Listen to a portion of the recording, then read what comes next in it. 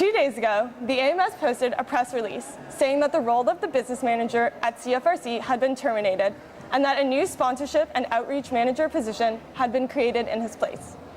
This position was, of course, a volunteer position. As a response, CFRC posted their own press release stating their issues with the decision.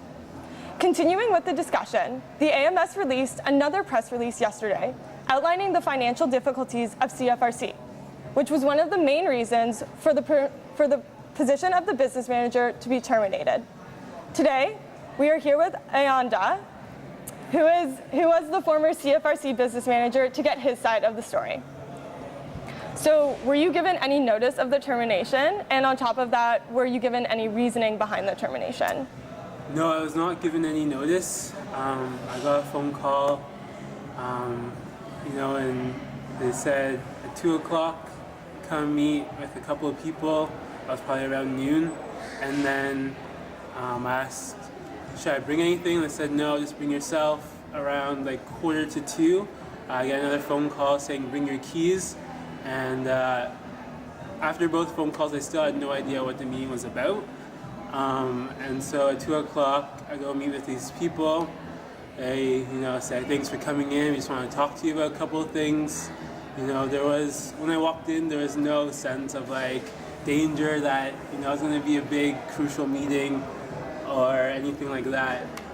So we all sit down after we shake hands and stuff, and they say the AMS Board of Directors has officially restructured CFRC, and the business manager position has been dissolved, so they have to terminate the contract that I had with them.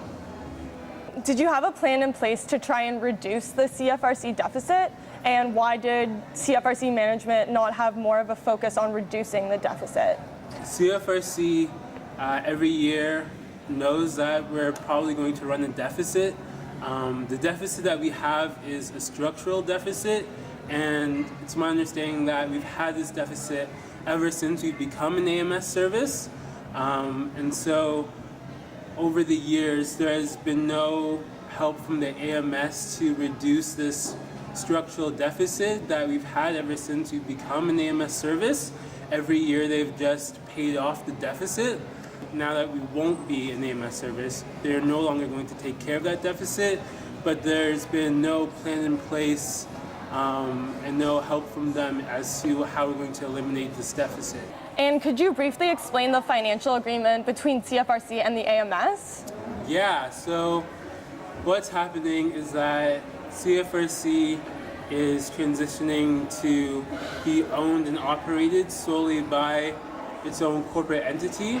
And the reason for this is because as a radio station, CFRC is federally regulated by what's called the CRTC, who basically set rules and regulations for all radio stations and television stations in Canada. It basically outlines that after a certain point, the AMS will give CFRC, I believe, $15,000 in grants, and that for this year, 2012 to 2013, the AMS would cover a CFRC deficit of $8,000. Right, okay. And is there anything that you would like to say to people who, decided to terminate your job, or on the other side, people who are trying to fight for you in your campaign? Yeah, I mean, I guess I'm not, launching any sort of campaign. I'm not crusading against the AMS Board of Directors. It's hard not to take it personally because, of course, it is my job.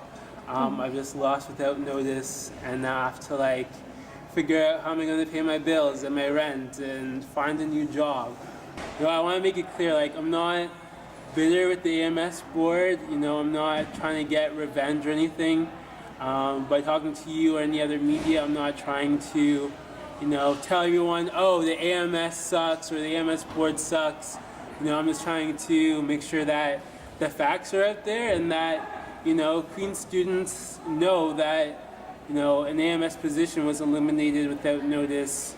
Legally, the AMS can do that, but it's just questionable that something that affects an AMS service so greatly, happened without any consultation with any CFRC stakeholders. So I mean, for me, that's the biggest issue, is that such a radical change to an AMS service happened without any input from any of the people who work at that AMS service, and the the CFRC advisory board wasn't consulted. No one knew this was even a possibility to happen, and there was no discussion about it. It was just, Ayanda, you've been fired. And by the time, I walked in and got fired, the decision was already made. There was nothing I could do to stop that decision being made. There was no we're worried about your deficit, let's talk about ways we can realistically eliminate it. Nothing. It was just, you're fired, this is a done deal.